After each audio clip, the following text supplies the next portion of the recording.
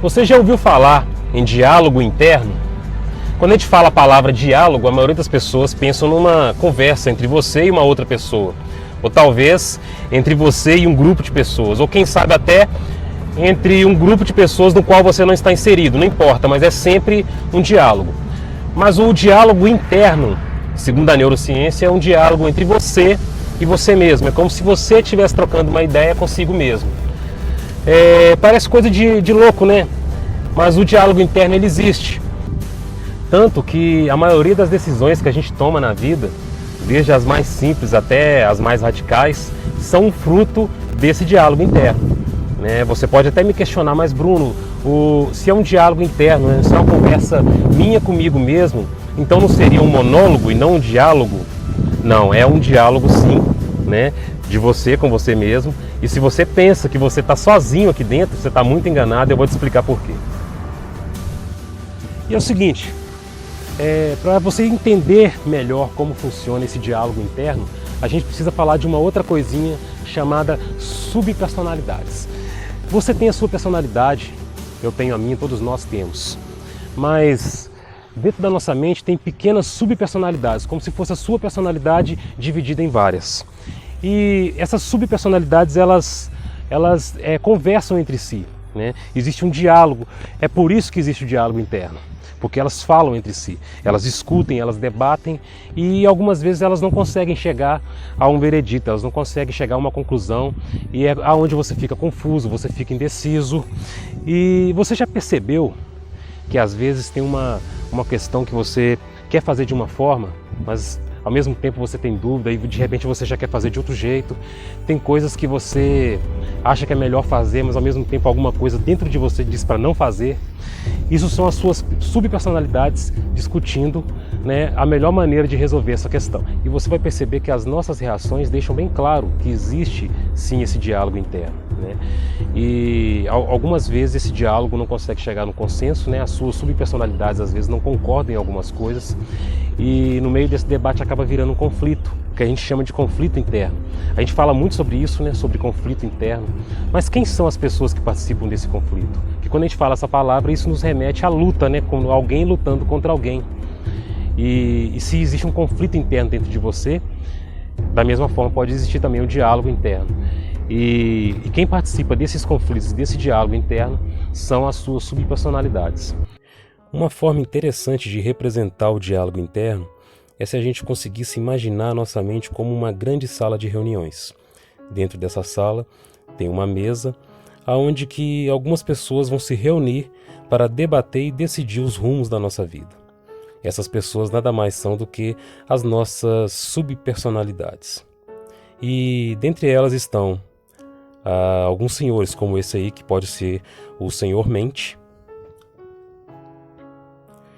Tem esse outro que pode representar as nossas emoções, esse pode representar as nossas memórias, e cada um deles tem uma função. Esse, por exemplo, pode representar o coração, esse é o senhor vontade, e aquele lá do fundo é o senhor consciência. E então eles vão debater e eles vão tentar chegar num consenso sobre os rumos que a nossa vida deve tomar.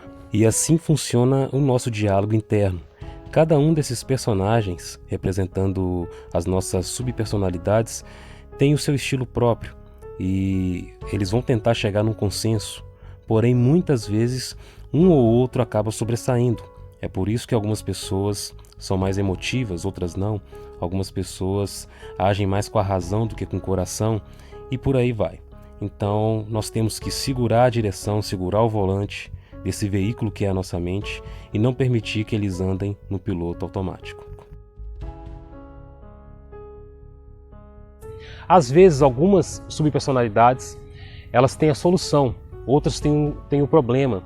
Alguma subpersonalidade ela pode estar querendo te colocar numa posição de tomar uma atitude que vai te levar ao êxito.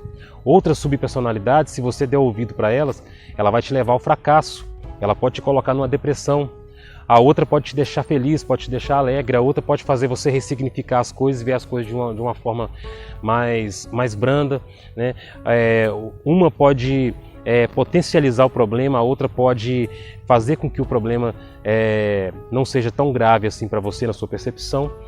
E nessa hora é primordial você prestar muita atenção e incorporar a personalidade que vai lhe trazer o melhor resultado, né? Se tem uma personalidade ali que está com uma ideia destrutiva, você não pode deixar ela sobressair nesse diálogo. E no final a questão acaba sendo essa, né? Você vai perceber que às vezes você vai precisar tomar uma decisão, alguma coisa dentro de você vai dizer para você fazer aquilo, mas alguma coisa dentro de você vai dizer para você não fazer, que é melhor não fazer, e fica aquele conflito. Então o diálogo interno ele pode resultar num consenso ou pode resultar num conflito, né? E o que vai decidir qual vai ser o resultado, se vai ser um resultado positivo ou negativo, vai ser você mesmo, a sua própria consciência, porque na hora que o diálogo estiver ali acontecendo, você tem que incorporar aquela subpersonalidade que te coloca para cima, que aumenta o seu estado de energia, que aumenta a sua vibração, né?